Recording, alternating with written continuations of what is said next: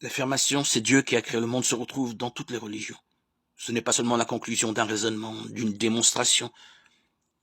C'est un acte de foi. La foi n'est pas rationnelle, mais elle doit être raisonnable. C'est-à-dire ne pas être opposée à ce que l'intelligence humaine découvre de vrai. La foi à un Dieu créateur ne s'appuie pas d'abord sur le fait que l'univers aurait eu un commencement. Le commencement de l'univers est une question très difficile. Avant le Big Bang, qu'est-ce qu'il y avait? Nous n'attendons pas la solution de cette question pour croire. Croire en Dieu créateur et affirmer, penser que le monde tient, reçoit son existence d'un autre qui est l'être absolu. Lui est. Il ne reçoit rien. Il est celui qui donne. Il est le Père. Il donne à d'autres êtres d'exister et à nous, hommes et femmes. Il donne d'exister comme des êtres conscients, libres et responsables.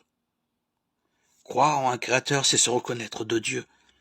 C'est un sentiment d'adoration, de reconnaissance, de confiance.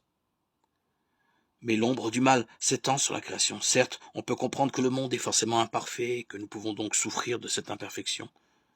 On peut admettre que si l'homme est créé libre, il est libre de faire le bien et le mal.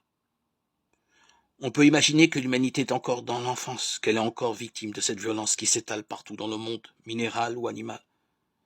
On peut comprendre tout cela dans sa tête. Mais le mal qui fait tant souffrir nous fait souvent hésiter devant le refrain enthousiaste du premier chapitre de la Genèse. Tout est très bon. C'est vrai que le monde est merveilleux et fait penser à Dieu, créateur de lumière et de beauté. Mais le mal nous fait aussi douter. Ce Dieu est-il un père? La seule contemplation de l'univers ne suffit pas pour répondre à ce doute fondamental. D'après la Bible, Dieu se dit à travers l'univers. Psaume 104. Mais ce n'est qu'un premier message. Il se dira mieux à travers une histoire d'homme, ceux de la Bible.